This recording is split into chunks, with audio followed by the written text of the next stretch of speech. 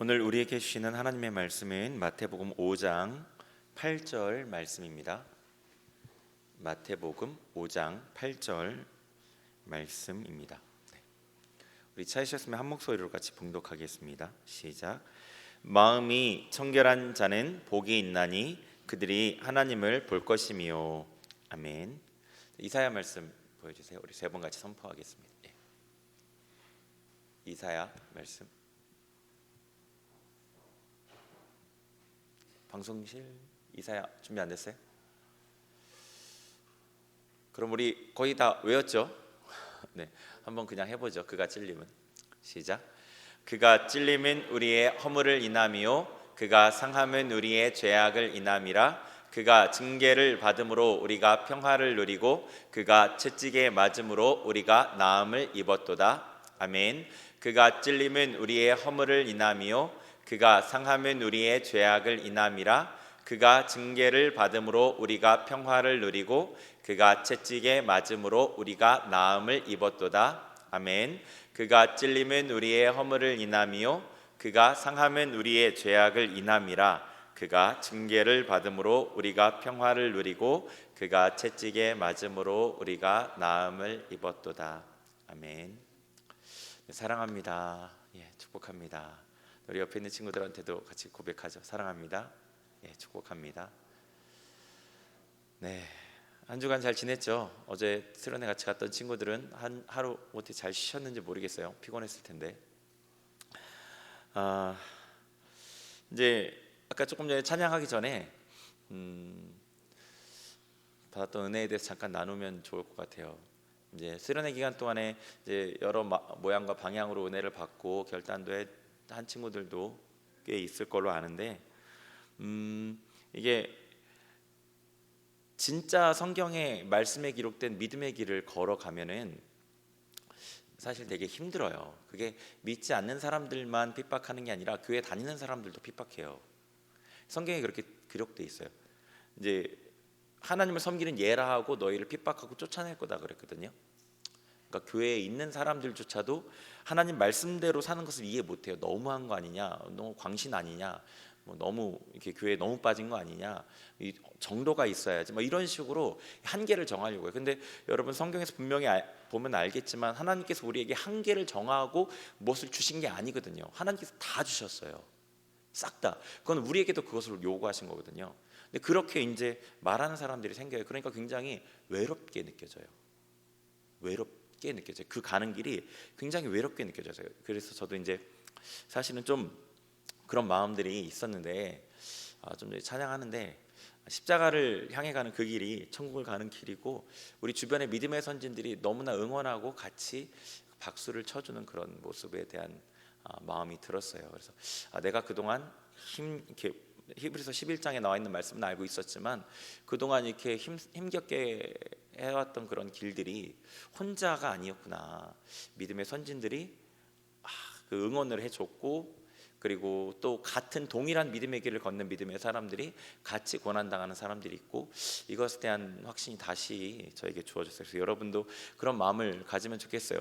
그 길을 갈 때에 이 기준, 말씀의 기준, 하나님이 우리에게 요구하신 그 기준에 합당한지만 확인하고 주변에 누가 뭐라고 하는지와 상관하지 않는 거예요. 물론 그 말을 듣고 자기를 돌아보긴 해야 돼요. 내가 오히려 좀 잘못된 건 아닌가, 치우친 건 아닌가, 이렇게 생각을 분명히 해보긴 해야 돼요. 근데 저는 계속 생각을 했지만 이게 맞았거든요. 이게 맞다고 생각했고 이게 맞았고,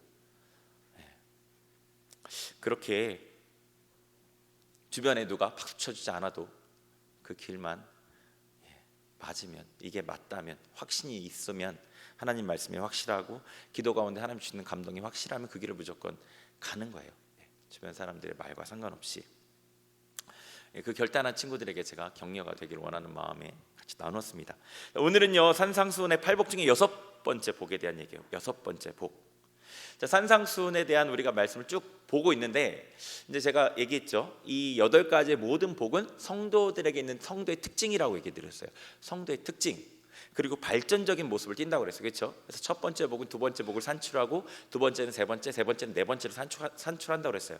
그래서 심령이 가난한 자는 하나님 앞에 서게 되면서 애통하게 되고 자기의 죄를 위해서 애통하게 되고, 애통하는 자는 결국 순종하는 온유한 모습을 갖게 되고, 온유한 자는 더욱더 하나님을 닮고 싶기 때문에 의에 줄이고 목마른 자가 되어간다고 그랬어요. 그래서 이 모습 가운데 특별히 의에 줄이고 목마른 자가 정말 중요한 성도의 모습이라고 그랬어요. 이게 거의 가운데 위치하는 이유가 그런 이유인 거예요. 예수님을 향해 의에 줄이고 목마른 이 모습, 예수님을 정말 줄이고 예수님의 목마르고 예수님을 닮고 싶은 이것은 성도의 어떤 모습, 나타나는 모습 가운데 가장 중요한 모습이에요, 사실은요. 그리고 이제 그 의에 줄이고 목마른 자는 결국에 또 긍휼히 여기게 되고 또 마음이 청결한 자로 이렇게 이끌려 가는데, 이 구성이 그냥 아무 의미 없이 구성된 게 아닌데요. 특별히 의에 줄이고 목마른 자 가장 중요한 모습을 기준으로 해서 첫 번째부터 세 번째가 이 왼쪽 편에 위치하고 다섯 번째부터 일곱 번째가 이 오른편에 위치한다고 보면 돼요. 그래서 첫 번째부터 세 번째 복을 통해서 네 번째 복까지 이끌려가요. 심령이 가난한 자에서 애통하는 자로, 그리고 그리고 온유한 자로, 그리고 의에 줄이고 목마른 자로. 근데 이 뒤에 나오는 공의를 여기는 자, 마음이 청결한 자, 화평하게 하는 자는 그 어떤 결과와 비슷한 거예요. 그 결과와 비슷한 거예요. 그러니까 이 앞에 네 가지 복의 모습이 나타나는 사람이 이런 결과로 이끌려져 가는 것과 비슷한 거예요. 그러니까 애통하는 자는 당연히 다른 사람을 긍휼히 여기게 되고, 온유한 자는 자기 마음의 청결함을 위해서 애쓰는 자가 되고, 의에 줄이고 목마른 자, 예수님을 닮고 싶어하는 사람들은 다른 사람을 하나님께로 이끄는 화평하게 하는 일에 힘쓰게 되고, 약간 결과적인 모습이 있어요, 이 뒤에. 그리고 이제 의를 위해 박해를 받는 것은 전체에 경건하는 사람들이, 그리스도인으로 경건하게 사는 사람들이 필연적으로 받게 되는 핍박이에요. 경건하게 사는 사람에게 무조건 반드시 핍박이 따르게 돼 있거든요. 그래서 이런 구성이 있습니다. 자, 여러분 이제 팔복의 말씀을 이제 우리 같이 쭉 나누고 있는데, 이 말씀을 보면서 어떠셨어요? 만약에 여러분이 정직하게 이 말씀 앞에 자신을 비추었다면은 좌절했을 거예요. 좌절했을 거예요. 왜냐하면 이 말씀이 내 안에 있는 어떤 나의 성품과 너무 멀기 때문이에요. 그 내가 이 말씀의 기준에 도달할 가능성이 안 보이기 때문이에요. 저도 말씀을 준비하고 전하면서 계속 고통했어요. 계속 제 안에 이 애통하는 모습이 많이 줄어들어 있는 모습, 그리고 의에 줄이고 목마른, 이게 예수님을 향한 어떤 간절한 이 마음들이 많이 줄어져 있는 이런 모습들, 그리고 정말로 작은 자, 정말로 연약한 자를 향한 긍휼이 제 마음에 너무 적은 이런 것들 때문에 저도 말씀을 준비하고 전하면서 너무나 고통스러웠어요. 그런데 이 말씀을 대면하고 말씀을 듣는데 고통을 겪게 되니 말씀이 잘못된 건가요? 말씀은 우리에게 위로를 주고 사랑한다고만 얘기하는 그런 게 말씀인가요? 그게 아니죠. 이 말씀, 특별히 신약의 말씀, 예수님의 말씀은 우리를 좌절하게 해요. 우리를 좌절하게 한다고요. 왜냐하면 우리 힘으로는 하나님의 기준에 절대로 도달할 수 없다는 것을 알게 하는 게 첫 번째거든요. 그래야지 하나님을 붙들거든요. 그 다음엔 자기 힘으로 뭘 할 수 있는 줄 알면 계속 자기 힘을 의지하게 돼요. 그래서 내 힘으로는 불가능하다는 것을 깨닫게 하는 게 말씀의 첫 번째 어떤 기능이에요. 내 자신에 대해 좌절하고 하나님을 붙들게 만드는 것. 하나님은요 정말 완벽하셔요. 여러분이 하나님의 기준에 대해서 조금이라도 눈이 열리면 절대로 도달할 수 없다는 걸 아실 거예요. 제가 예전에 꽤 오래전인데 한 7년도 더 된 것 같은데, 인천에서 사역할 때 전임 사역, 이제 교구 사역을 하면서 중고등부를 같이 했었어요. 같이 이제 사역을 했는데 메인은 교구 사역인데요. 중고등부 설교를 하는데 그때 제가 굉장히 열심히 이제 경건 생활에 힘쓸 때였어요. 말씀도 굉장히 여러 시간을 읽고 하루에 말씀을 읽는 분량을 되게 많이 정해놨기 때문에 그걸 읽으려면 교회에서도 읽고 집에 와서도 읽고 계속 그랬어야 됐고 기도 인도하고 거의 그런 시간을 보내고 있었는데, 나름대로는 굉장히 거룩하게 지내고 있다고 생각할 그때 중고등부 이제 설교를 하는데, 이제 이런 큰 강대상은 아니었고 소강대상이었죠. 앞에 서서 설교를 하려고 딱 하는데 순간 제게 하나님의 어떤 거룩함의 기준이 순간 보였어요.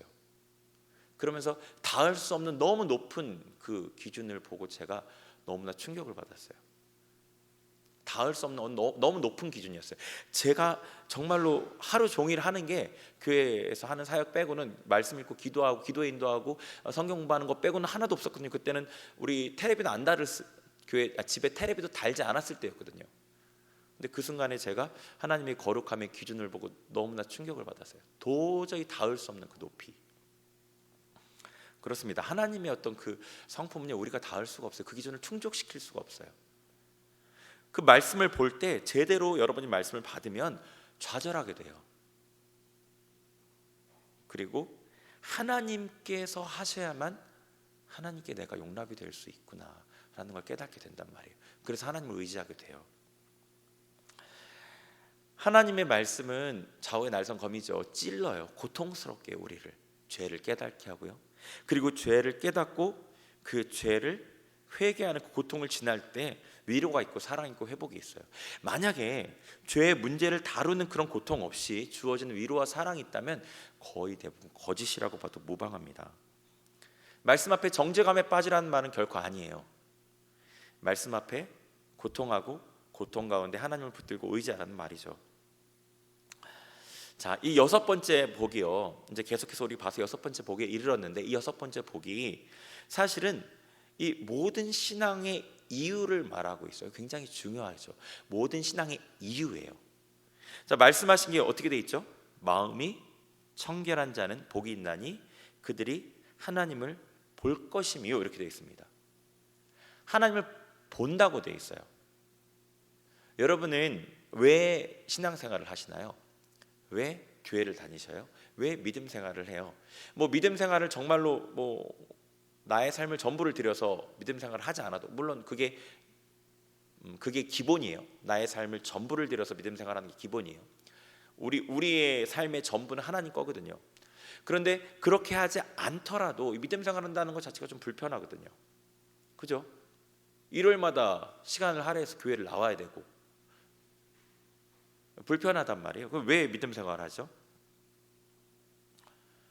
믿음 생활을 하는, 신앙 생활을 하는, 교회를 다니는 핵심적인 이유는요, 여러분의 믿음의 결론이 어디에 있느냐를 보면 알겠죠. 믿음의 결론이 어디 있어요? 결국에는 우리가 천국에 가는 거잖아요. 하나님과 함께 사는 거잖아요. 이게 핵심이란 말이에요. 이게. 그러니까 우리가 이 땅에서 믿음 생활을 하는 이유, 핵심, 가장 중요한 이유도 뭐냐면 하나님을 만나는 거, 하나님 보는 거란 말이에요. 하나님을 만났기 때문에 우리가 예배도 드리죠. 다시 만나기 위해서. 하나님을 만났기 때문에 봉사도 하고 헌금도 하고 헌신도 하는 겁니다. 하나님을 만나는 게 우리 신앙의 핵심인 거예요. 핵심이요. 이게 가장 중요하죠. 만약에 하나님을 만나지 못한다면 어떨까요? 신앙생활하는 가운데 뭐 상투적인 표현 중에 안 꼽는 찐빵이라는 말이 있잖아요. 그죠? 찐빵에 팥이 없어요. 팥 앙금이. 그럼 모양은 찐빵 같은데 맛은 전혀 아니에요. 그건 찐빵이 아니잖아요. 겉만 비슷해 보일 뿐이죠. 우리가 만약에 하나님 만나지 못하고 교회를 다니고 예배를 드리고 헌신하고 봉사하는 것은 안 꼽는 찐빵같이 겉만 그럴듯해 보일 뿐 참된 신앙은 아닌 거예요. 그렇기 때문에 6번째 복이 그만큼 중요한 거예요. 그렇다면 제가 앞에서 쭉 살펴봤던 첫 번째부터 5번째 복이 있어야만 6번째 복에 도달하는 게 아니라고 말씀드렸죠. 그렇죠? 성도에게 이 8가지 모든 신앙의 특성이 다 나타난다고 그랬어요. 정도의 차이는 있어요. 어떤 사람은 더 깊게 하나님을 만나는 정도가 차이가 있겠죠. 어떤 사람은 좀 더 덜 그러겠죠. 그렇지만 누구도, 성도는 다 하나님을 만날 수 있단 말이에요. 하나님을 만나지 못하는 신앙은 허구입니다. 자, 우리 이 8절 말씀 다시 한번 읽어볼게요. 8절 시작. 마음이 청결한 자는 복이 있나니 그들이 하나님을 볼 것이미요. 아멘. 자, 예수님께서 정말로 핵심적인 이 하나님을 보는 이 복에 대한 말씀을 하면서 어떤 것을 앞에 다루셨냐면 마음이 청결한 자는 복이 있다라고 마음에 대한 얘기를 하셨어요. 마음이요. 그러니까 결국에 신앙의 가장 중심에는 마음이 있다는 거죠. 기독교 신앙은 철저하게 마음과 관련돼 있잖아요. 행동이 아니에요. 마음이에요. 왜냐하면 하나님 그분께서 우리의 행동을 보시는 게 아니라 우리의 마음을 보시는 분이기 때문에 그래요. 우리의 마음을, 중심을 보시는 분이기 때문에 그래요. 그래서 마음이 가장 중요한 거죠. 마음이, 행동이 아닙니다. 그러니까 이렇게 하는 게 아니에요. 우리가 행동을 바꿔서 좋은 사람이 되고 그래서 하나님께 용납을 받는 게 아니라 우리의 마음이 바뀌어서 좋은 행동이 되는 거예요. 마음이 바뀌어서 하나님께 용납되는 거예요. 그럼 제가 그동안에 이 삶에 대한 강조를 되게 많이 했잖아요. 삶에 대한 강조, 행동에 대한 강조를 되게 많이 했단 말이에요. 그건 어떤 의미냐면요, 제가 중간중간에 계속 얘기를 드려서 아시겠지만, 믿음이 있으면 그에 합당한 행동이 나온다는 거죠. 믿음이 있으면 행동이 믿음을 산출하는 게 아니라, 행동이 믿음을 만들어내는 게 아니라 믿음이 있으니까 행동이 나온다는 거예요. 유교에서는 행동을 통해서 마음을 바꾸려고 해요. 예의라는 게 보여지는 행동이에요. 예의를 차리고 겸양의 어떤 모습을 갖추면 마음이 그렇게 바뀐다는 거예요. 이게 유교예요. 근데 절대 기독교 신앙은 그렇게 안 돼요. 아무리 교육을 받고 아무리 행동을 바꿔도 사람의 마음의 부패함은 바뀌지가 않아요. 하나님께서 우리의 마음을 바꾸셨고 믿음을 주셨으니까 믿음에 맞는 행동이 나온다는 거예요. 그런데 요즘 우리 한국교회뿐 아니라 이 서구 사회의 교회들이 대부분 그런 것 같은데, 믿음을 강조하면서 이 행동이 약화된, 믿음에 관한 행동이 따라오지 않는 문제들이 있다고 저는 보았어요. 네. 그래서 이 행동에 대한 부분들을 강조하게 된 겁니다. 믿으면 됩니다. 믿으면 그 믿음으로 우리가 구원을 받고 천국에 갑니다. 믿으면 됩니다라는 이 말이 우리에게 마치 행동은 별로 중요하지 않다, 그냥 되면 하고 되지 않으면 안 해도 된다는 말처럼 들려졌던 것 같아요. 그러다 보니까 행동에 대한 강조가 필요했다고 느낀 거죠. 만약에 믿음은 있는 줄 아는데 믿음과 관련된 행동이 없다, 믿음의 사람들이 살았던 삶에 나타났던 그런 삶의 모습이 나에게 없다, 그럼 내 믿음이 진짜인가를 의심해 봐야 돼요. 네. 중심에 있는 건 분명하게 나오게 돼 있어요. 표현되게 돼 있거든요. 마음이 먼저 이고, 그래서 마음이 가장 중요합니다. 예수님께서 그 바리새인들, 서기관들, 율법학자들을 그렇게 책망하셨던 이유는 그들에게 행동은 있었지만 그들의 마음이 하나님과 상관없었기 때문이에요. 자, 잠언 한번 23장 말씀을 찾아보죠. 시편 다음에 잠언 23장 7절.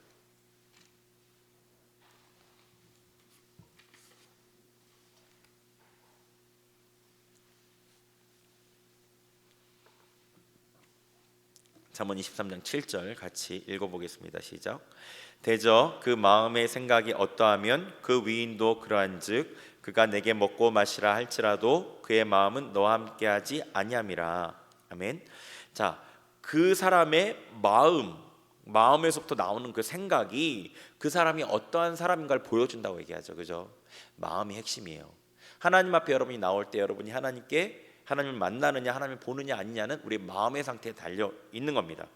그래서 예수님께서 마음이 청결한 자가 복이 있다, 그런 사람이 하나님을 본다, 만난다라고 얘기하신 거예요. 자, 그러면은요, 마음을 어떻게 하면 청결하게 되는지 이 부분이 중요하겠죠. 근데 이 말씀을 여러분이 조금 고민하면서 대하게 되면 좀 크나큰 한계에 부딪히게 될 거예요. 왜냐하면 여러분의 마음이 보이지가 않기 때문이죠. 사람들은 자기 마음이 어떤지가 잘 안 보여요.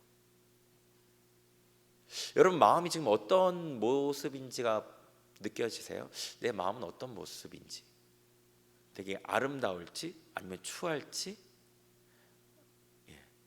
어떤 모습일 것 같아요? 여러분 마음은 안 보이잖아요.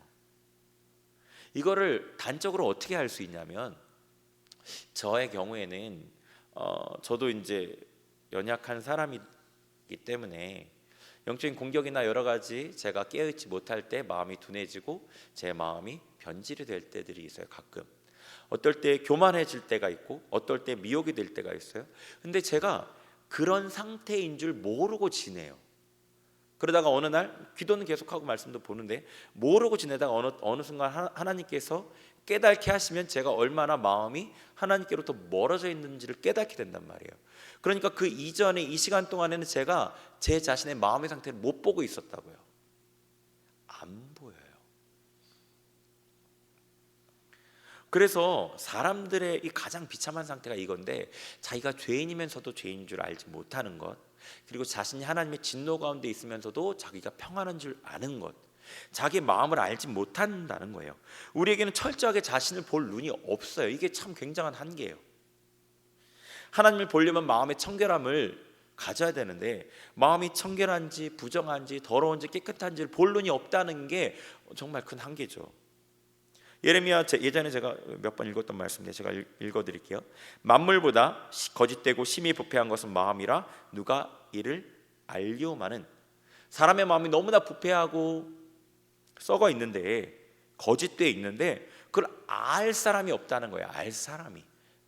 첫 번째 한계가 뭐냐면 우리는 우리의 자신의 마음을 볼 눈이 없다는 거예요. 두 번째 한계가 있어요. 여러분이 만약에 여러분의 마음의 더러움을 봤단 말이에요. 어떤지 상태를 봤어요. 어떻게 씻어요? 씻을 수 있는 방법이 없는 거예요. 그 다음에 두 번째 한계는 이걸 씻을 수 있는 방법이 없어요. 여러분이 인간적인 방법으로 어떻게 씻어낼지를 한번 생각해 보세요. 뭐 불교의 어떤 그 스님들은요, 스님들은 참선을 하죠. 마음을 깨끗하게 하려고, 그죠? 마음에 떠오르는 생각들을 제거하려고 하죠. 그 어떻게 되는지 아세요? 이게 생각이 자기의 더러운 생각이 없어진 것 같은데 없어진 게 아니라 그냥 가라앉아요. 잠깐 가라앉는 거예요. 그래서 적절한 상황이 되면 다시 확 다 올라와요. 마치 더러운 물이 시간이 지나면 이렇게 이물질들이 가라앉는 것처럼 그렇게 가라앉아요. 그래서 건드리면 확 다시 올라와요. 여러분 스스로 깨끗하게 할 수 있는 방법이 없어요.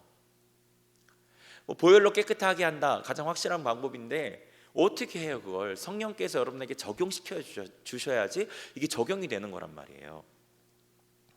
그러니까 두 가지 한계를 생각해 볼 수 있는데, 하나는 우리가 우리 자신을 볼 눈이 없다는 것. 그러니까 뭘 씻어야 되는지도 모르죠. 본다고 하더라도 씻을 수 있는 방법이 우리에게는 없다는 거예요. 그러니까 이 마음을 깨끗하게 하는 이 역사는요, 절대적인 성령님의 역사예요. 성령님께서 깨닫게 하시고 성령께서 깨끗하게 하셔요. 그런데 이 하나님께서 모든 일을 다 주관하시죠. 그런데 그럼에도 불구하고 우리가 참여할 부분을 남겨두셨어요. 우리가 참여하지 않으면 또한 안 되도록 하신 거예요. 참 신기하죠, 그죠? 하나님이 전부를 다 하시는데 거기에 우리가 참여하지 않으면 안 되도록 하셨어요. 우리가 할 일이 있다는 거죠. 이제 왜 이렇게 하셨을까요? 제가 몇 번 얘기를 드렸는데, 왜 하나님이 우리가 하지 않으면 안 되게 하셨냐면, 이 부분은 하나님의 성품 때문에 그래요. 하나님이 하신 모든 일들은 하나님의 성품과 다 관련돼 있어요. 하나님의 성품 가운데 자비하고 온유한 성품이 있잖아요. 그거는요, 사람들을 이렇게 뭐랄까요, 강압하지 않는다는 거예요. 강제하지 않는다는 거예요. 그러니까 하나님께서 여러분에게 여러분의 삶의 선택권을 여러분에게 넘겨주셨어요. 그래서 자발적으로 하나님을 사랑할 수 있도록, 자발적으로 하나님께 순종할 수 있도록 여러분을 로봇으로 만들지 않고 여러분에게 선택권을 주셨는데, 그 선택권을 주셨을 뿐이지 여러분 삶은 하나님과 여전히 그거를 관리하도록 맡기신 것뿐이죠. 근데 그거를 뺏어오지 않는 거예요. 강제한다는 그 선택권을 뺏어버리는 거잖아요. 그렇게 안 하셔요. 여러분이 하나님께 순종하기로 결단하면 그 순종에 대한 어떤 그 권한을 하나님께 위임하는 거죠. 하나님, 저를 바꿔주세요. 내가 나에 대한 권한을 하나님께서 내 삶의 역사에서 바꿀 수 있는 권한을 하나님께 드리는 거잖아요. 그러면 하나님께서 일하신다고요. 강제하지 않으셔요. 그래서 그런 거예요. 어떤 면에서 하나님이 어떨 때는 우리를 강제했으면 좋겠는 경우도 있죠. 어떤 때는. 근데 그렇게 하지 않으셔요. 왜냐하면 너무나 온유하셔서. 그래요. 자, 이 성경의 인물 중에 예수님께서 이 칭찬하신 인물이 있어요. 마음에 대해서. 이 마음이 청결한 사람의 예예요. 그 사람을 한번 봐볼게요. 그 사람은 어떻게 했는지를. 요한복음 1장 47절부터 49절.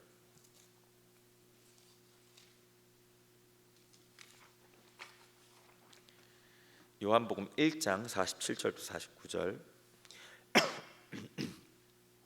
같이 읽겠습니다. 시작. 예수께서 나다나엘이 자기에게 오는 것을 보시고 그를 가리켜 이르시되 보라, 이는 참으로 이스라엘 사람이라 그 속에 간사한 것이 없도다. 나다나엘이 이르되 어떻게 나를 아시나이까? 예수께서 대답하여 이르시되 빌립이 너를 부르기 전에 내가 무화과 나무 아래에 있을 때 보았노라. 나다나엘이 대답하되 라삐여, 당신은 하나님의 아들이시오 당신은 이스라엘의 임금이로소이다. 아멘. 여기 보면은 나다나엘이라는 사람이 나오는데 빌립이 나다나엘을 예수님께 데려와요. 예수님이 이제 메시아라고 하면서 데려오는데 예수님께서 나다나엘을 딱 보시면서 처음 한 얘기가 참 이스라엘 사람이고 그 속에 간사한 것이 없다라고 얘기하셨어요. 참으로 이스라엘 사람 이렇게 돼 있죠. 개역한글은 참 이스라엘 사람, 뭐 똑같은 말이긴 하지만 참 이스라엘 사람이다라고 얘기하시고 간사한 게 없다라고 얘기하셨어요. 마음에. 참 이스라엘 사람이라는 건 이가 하나님의 진짜 백성이다, 하나님께 정말 순종하는 자다라는 뜻이겠죠.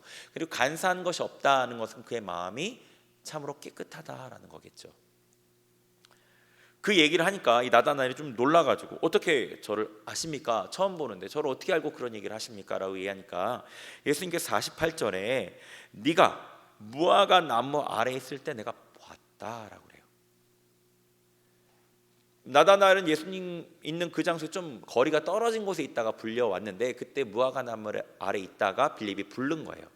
무화과 나무 아래에 있다는 의미는 이스라엘 백성들이 그 무화과 나무 그늘 아래에서 보통 말씀을 묵상하고 기도하는 일들을 주로 많이 했대요. 예수님께서 그 얘기를 하신 거예요. 예수님은 지금 나다나엘이 있는 곳에 있지는 않았지만 하나님으로서 예배를 받으시는 자로서 나다나엘의 예배를 받으신 거예요. 그러니까 나다나엘이 그 얘기를 듣고 깜짝 놀라서 당신이야말로 하나님의 아들, 하나님이시고 당신이야말로 이스라엘의 왕이십니다라고 고백을 하는 거예요. 하나님이라고 고백하는 거예요. 나다나엘이 예수님께. 이 나다나엘이 하나님 앞에 무엇을 했냐면 항상 말씀과 기도에 힘쓰던 사람이었다는 거죠. 그러니까 그의 마음의 간사함이었고 그가 하나님 앞에 순종하는 참 이스라엘이 되었던 핵심적인 이유 중에 그가 했던 것은 말씀과 기도의 경건 생활이었던 거예요. 자, 디모데전서 4장 5절 한번 보죠. 디모데전서 4장 5절.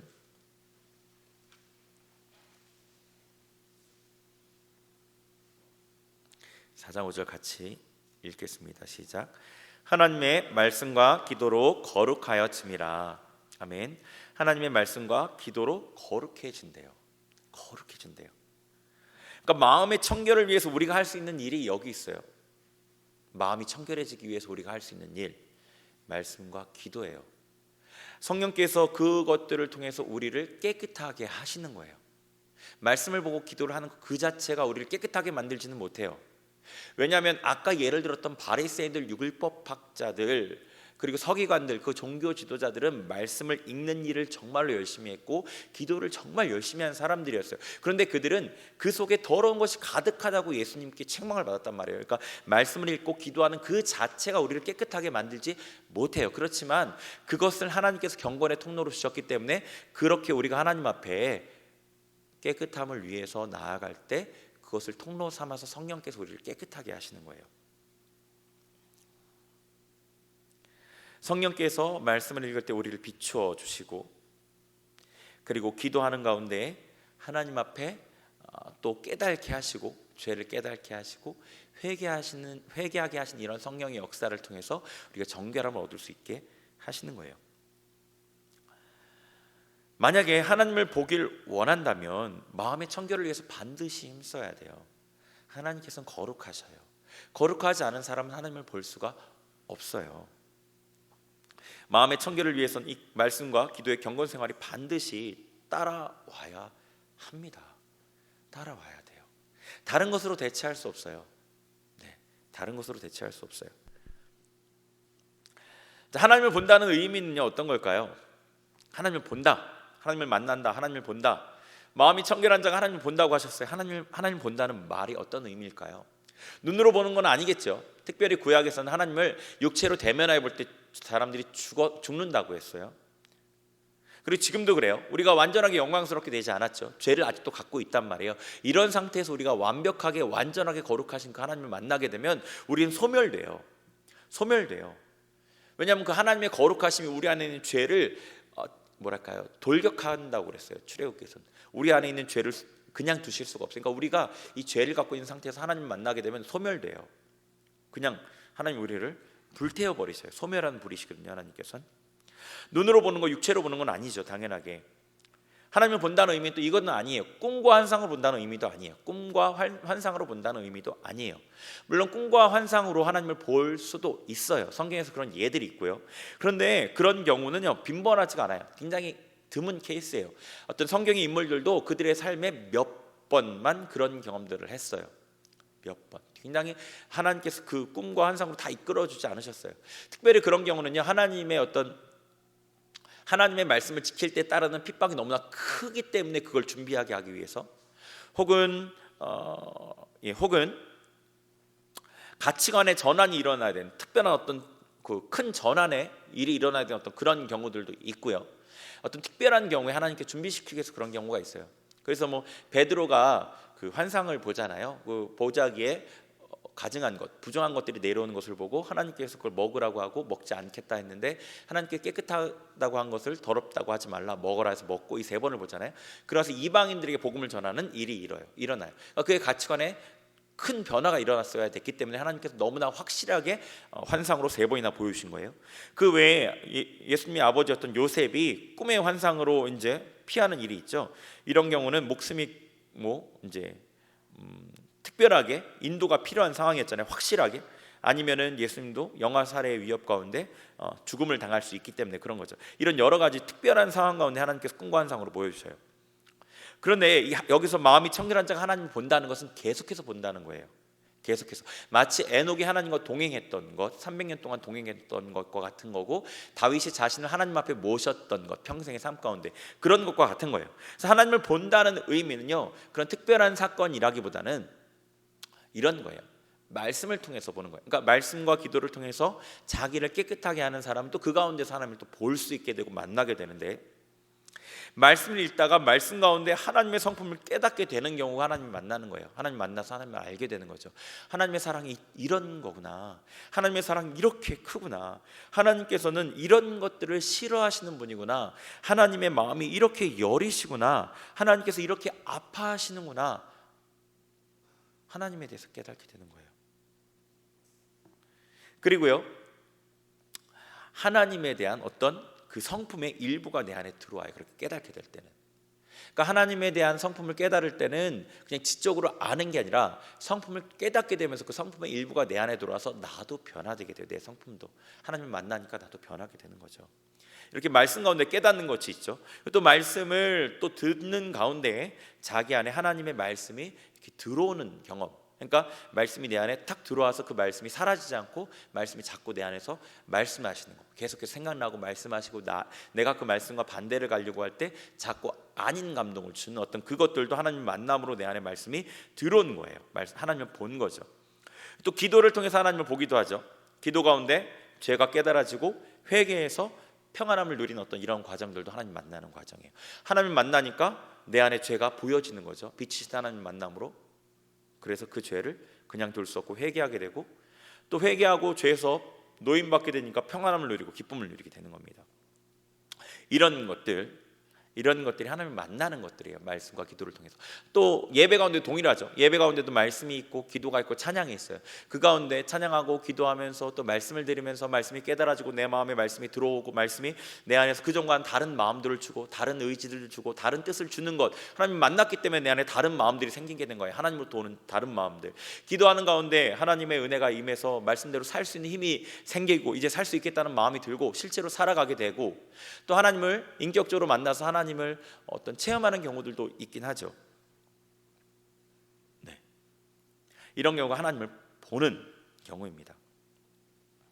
그래서 만약에 여러분이 말씀과 기도에 힘쓰면서 마음의 청결을 위해서 애쓰게 된다면 예배마다 기도마다 여러분이 하는 그 경건의 생활마다 하나님을 자주 만나실 수 있게 될 겁니다.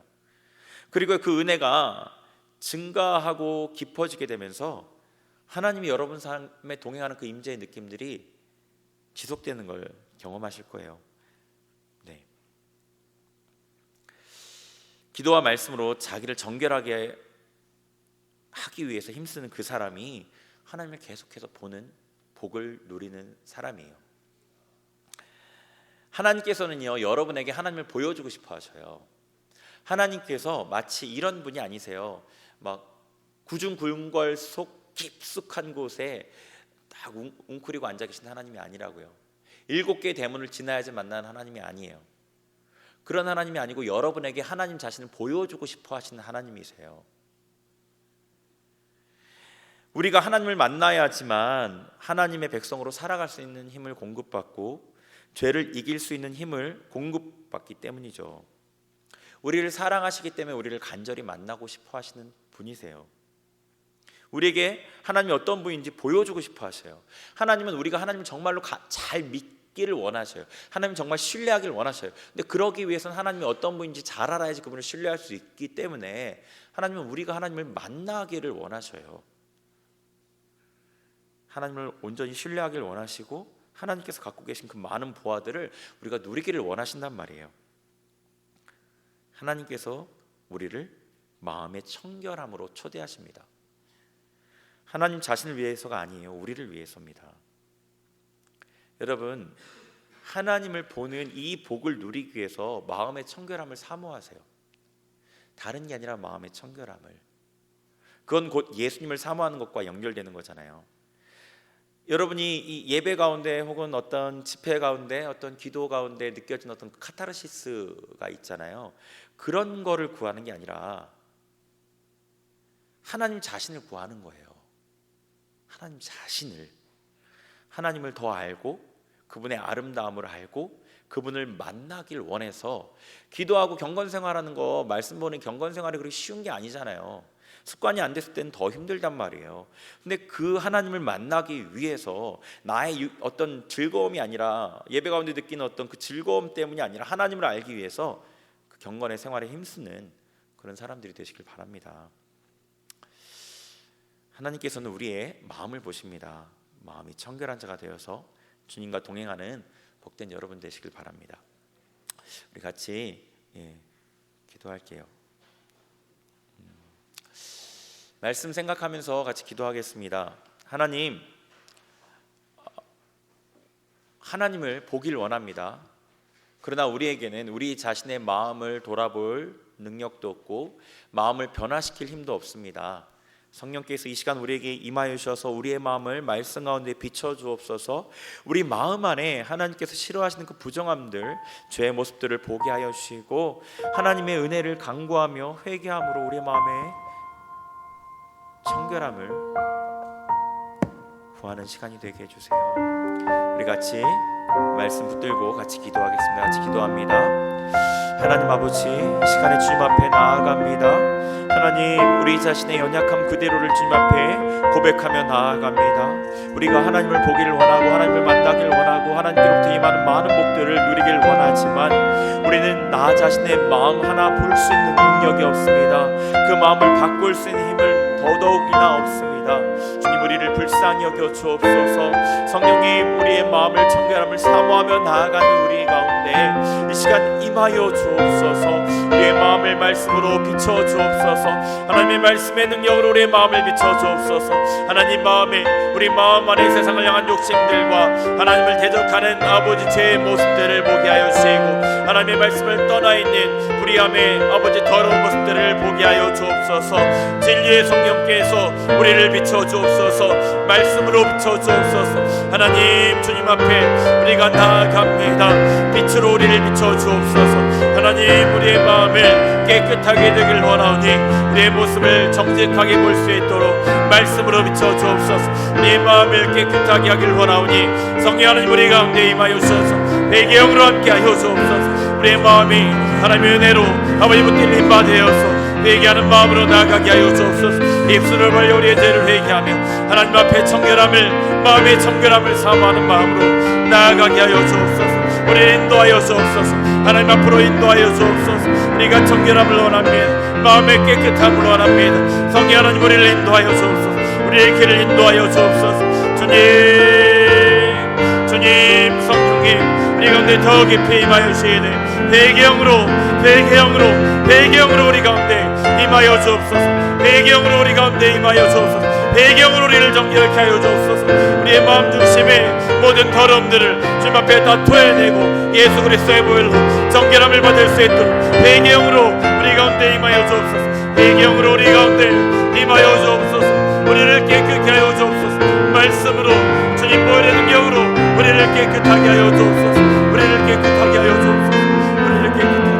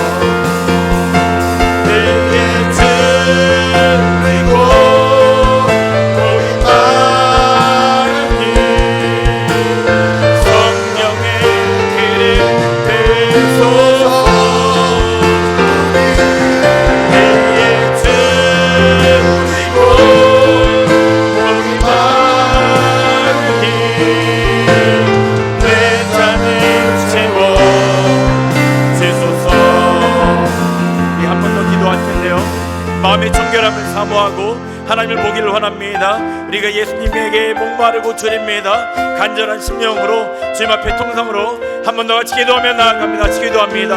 하나님 아버지 우리가 이 시간에 주님을 보길 간절히 원합니다. 주님을 보길 간절히 원합니다. 마음의 청결함을 사모하며 나아갑니다. 주님 의에 줄이고 목마릅니다. 주님 우리가 주님을 뵙기를 원합니다. 주님 우리 가운데 임하여 주시고 우리의 마음이 하나님의 마음과 같이 아버지 거룩하게 되게 하시고 깨끗하게 되게 하셔서 하나님의 얼굴을 보게 하옵소서. 하나님의 얼굴을 뵙게 하옵소서. 하나님의 성품을 알게 하옵소서. 하나님의 아름다움을 보게 하옵소서. 주님 안에 우리도 주님의 은혜로 변화되게 하시고 주님을 닮은 모습으로 변화되게 하여 주옵소서. 우리가 주님을 원합니다. 우리가 주님을 원합니다. 주님을 간절히 원합니다. 우리 가운데 임하여 주시고 우리의 마음을 인도하여 주옵소서. 주님 우리를 붙들어 주옵소서. 하나님의 은혜 가운데 우리도 주님을 닮게 하여 주옵소서.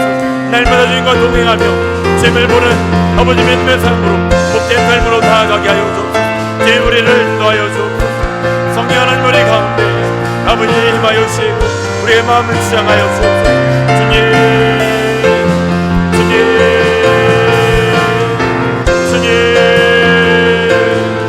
주님 우리의 삶을 통해 아버지의 영광이 온전히 드러나도록 우리의 삶을 인도하옵소서.